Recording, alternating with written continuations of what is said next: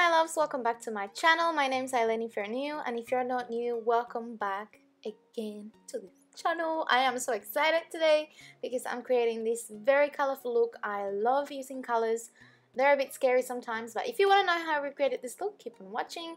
First thing I'm using is my foundation. This one is Born This Way by Too Faced, and my shade, I don't remember the shade because I have two, so I'll leave it down in the description box. And I am just gonna sing my way through this tutorial because this is what I do, guys, behind the camera. And I'm applying the foundation with the Real Techniques Real Complexion Sponge, I think it's called, I don't remember. For concealer, I'm using the Born This Way by Too Faced, and my shade is light, which probably means that it's a bit too light for me, but it's good for highlighting. So I apply it in a triangular form under the eyes. I put a little bit on my forehead and on the bridge of the nose, so this will balance out all the colors on my face, because we don't want to just have white under eyes. Like, we need to balance it out a little. And to set that concealer, I'm going to be using the Mercier translucent powder, and honestly guys, this is the best powder of life. Stays on, does not crease or budge at all.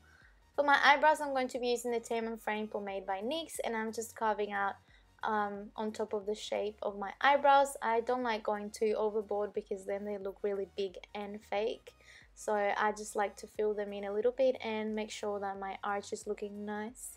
But apart from that, I don't go into much depth because then I feel like I have massive eyebrows and I have a small face, so that can't happen.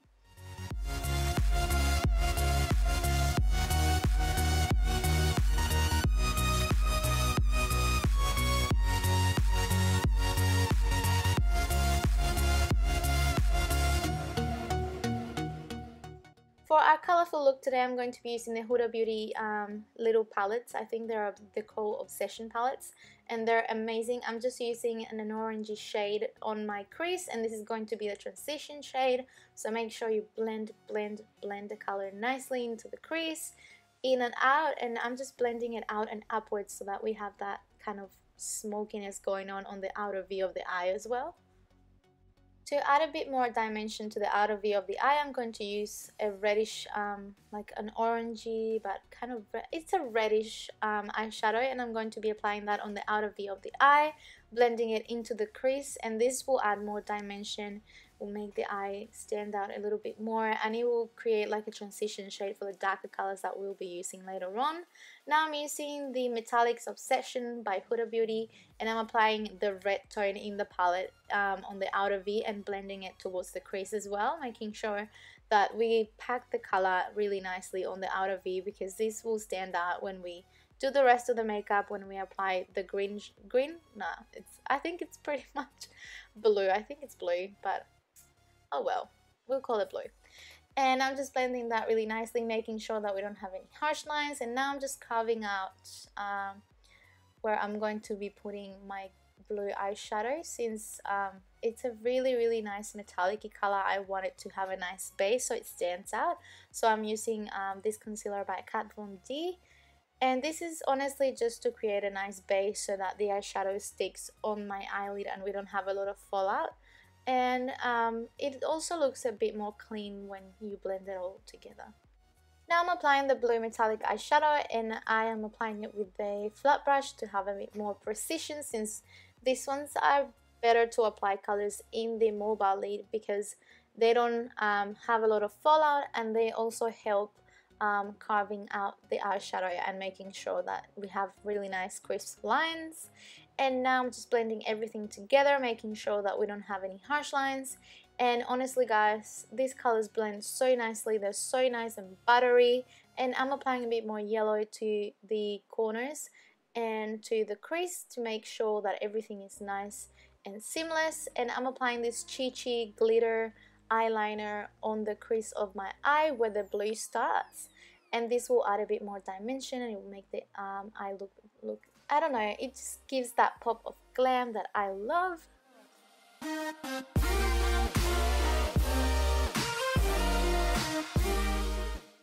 Now I'm applying the same red eyeshadow I used on the crease, on the bottom lash line, and I'm blending it really nicely. Make sure you take your time to blend, pack a little bit of color and blend downwards. Make sure you get that nice smokiness going on.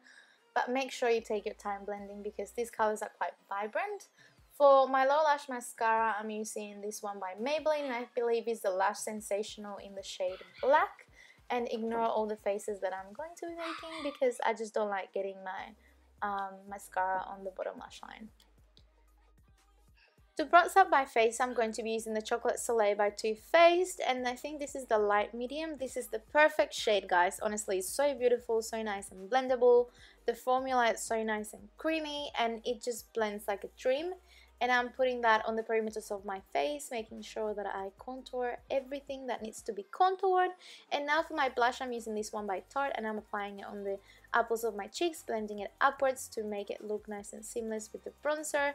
And for highlighter today, I'm using the Glow Kit by Anastasia Beverly Hills, and I'm applying this nice icy shade. It's quite powdery, but they have really nice glowy look to them, and I'm applying that on the highest points of my face, which is the bridge of the nose, the cheekbones, and the Cupid's bow. You can apply it on the brow bone, on top of the brows, on your forehead, on your chin, everywhere, honestly, guys. And for my lips, I'm using this I think it's Melted Lipstick by Too Faced, and honestly, guys, this is one of my favorites.